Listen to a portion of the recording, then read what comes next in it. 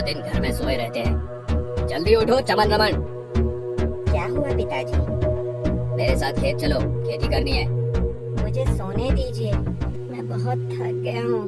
अच्छा, ऐसा क्या काम किया जो थक गया है? सुबह से बैठ बैठ के थक गया हूँ। रमन तू चल, मैं अकेले खेत नहीं जोत सकता हूँ। पिताजी आपको पता है ना, धूप में जाने से मेरा सर दुखता है, मैं नहीं आ सकता हूँ। आप किसी और को ले जाइए। लानत है तुम दोनों पर, नौजवान हट्टे कट्टे होकर यूं दिन भर पड़े रहते हो। धूप तेज होती जा रही थी। रोशन के सिर से पसीने की बूंदें टपक रही थी। वो फिर भी खेत जोतता रहा। काफी घंटों तक कड़कती धूप में खेती करने के कारण रोशन यादव बेहोश होकर खेत में गिर जाता है। आसपास के किसान रोशन को उठाकर उसके घर ले आते हैं। चमन और रमन अभी भी बिस्तर पर सोए हुए थे। चमन रमन, तुम दोनों किसी काम के नहीं हो। तुम्हारे पिताजी खेत में काम करते करते बेहोश हो गए और तुम दोनों सो रहे हो। अरे भैया उठो, देखो पिताजी बेहोश हो गए हैं। काका, अब पिताजी को यहीं सुला दीजिए। कम वक्त, तुम जैसे बेटे होने से अच्छा है ना हो। कुछ समय बाद रोशन यादव को होश आता है। वो देखता है कि उसके दोनों बेटे जमीन पर सोए हैं, जैसे कि उन्हें अपने पिताजी की कोई फिक्र ही ना हो। कैसे बेटे दिए हैं भगवान तुम्हें, इन्हें तो कोई फर्क ही नहीं पड़ता उनका बाप जिए या मरे। अब बस हुआ, जब खुद करना पड़ेगा तब रोटी चावल के भाव समझ में आएंगे। बेहतर ये है कि मैं ये घर छोड़ दूं, ताकि ये लोग खुद कमाना सीख जाएं, ताकि तुम लोग खुद कमाना सीख जाओ। रमन चमन मेरी बात सुनो। पिताजी आप होश में आ गए? हटिए पलंग से, जमीन पर सोते सोते पीठ अकड़ गई मेरी। हाँ पिताजी, आप जमीन पे सो जाइए। आपको जमीन पर सोने की आदत जो है। मेरी बात सुनो, मैं अब तुम्हारे साथ नहीं रहूंगा, जा रहा हूँ अपने दोस्त के पास, वहीं रहूंगा। आपके साथ हम दोनों भी जा रहे हैं ना? मैं तुम दोनों को पाल रहा हूँ, क्योंकि मैं तुम दोनों का बाप हूँ, वो नहीं। मुझसे जितना हुआ तुम दोनों के लिए मैंने किया। अब मैं कुछ साल आराम करना चाहता हूँ, इसीलिए मैं जा रहा हूँ। पिताजी, फिर हम दोनों कैसे रहेंगे?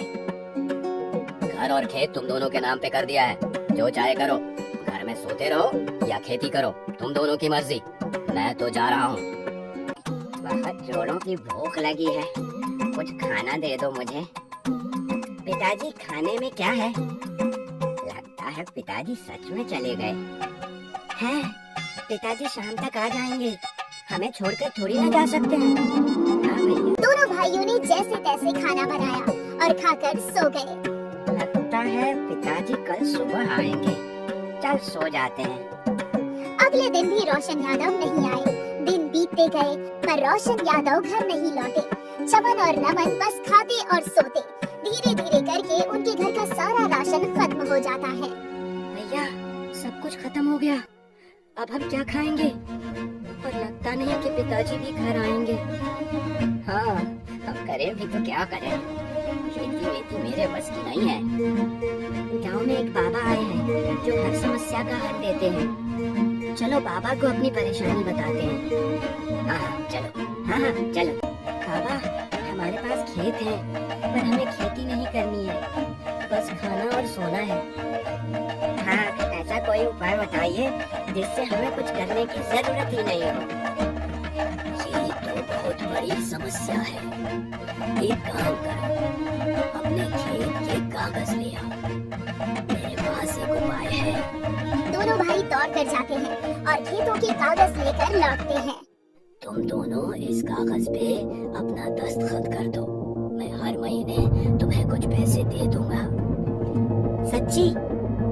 हाँ, अब तुम दोनों को कुछ करने की जरूरत नहीं, बस आराम करो बच्चा, ये दस्तखत कर दो। अरे वाह, बाबा ने तो हमारी चिंता ही दूर कर दी। हाँ भाई, मैंने बोला था ना। हाँ, अब हम बस खाएंगे और सोएंगे, बिल्कुल हमें काम करने की कोई जरूरत नहीं। कुछ दिन तो दोनों भाइयों के बहुत आराम से पर कुछ दिनों बाद पता चलता है बाबा सारे गांव वालों को लूट कर भाग गया है।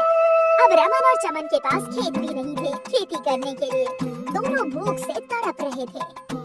भैया, अब क्या करें, हमारे खेत भी चले गए। अब समझ आ रहा है पिताजी सब कुछ कैसे करते थे। हाँ हाँ भैया, पिताजी ने बहुत कुछ किया था। तभी उनके घर में गांव के मुखिया जी आते हैं।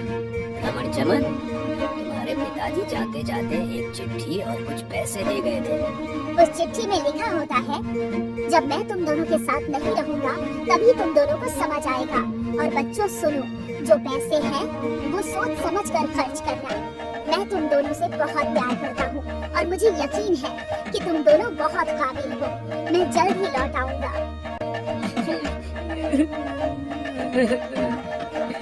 हम इन पैसों से खेत खरीदेंगे और खेती करेंगे। हाँ भैया।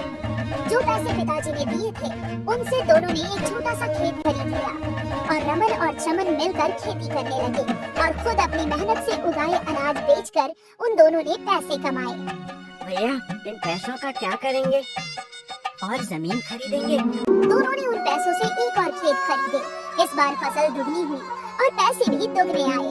वो बाबा भी पकड़ा गया जो इनके खेत बेचकर भाग रहा था। उन्हें अपने पुराने खेत भी वापस मिल गए थे और फिर रमन और चमन ने नया घर भी बना लिया। भैया, सब कुछ होने के बाद भी हम दोनों खुश नहीं हैं। पिताजी की बहुत याद आती है। पिताजी हमारे साथ होते तो बहुत खुश होते। दोनों भाई अपने पिताजी को याद करके रोने लगे। तभी रोशन यादव की आवाज आई। अरे गधों, मैं तुम्हारे पीछे हूँ। मुझे यकीन था तुम दोनों जरूर कुछ न कुछ कर लोगे। पिताजी, आप लौट आए। हमने आपको बहुत याद किया पिताजी। मुझे भरोसा था तुम दोनों पर और तुम दोनों ने मेरा भरोसा टूटने नहीं दिया। देखो, मैं तुम्हें क्या छोड़ कर गया था और अब तुम क्या हो। मुझे तुम दोनों पर गर्व है। पिताजी, आप हमें छोड़कर मत जाना। बिल्कुल नहीं, अब मेरे खाने और सोने के दिन हैं और तुम दोनों के काम करने के।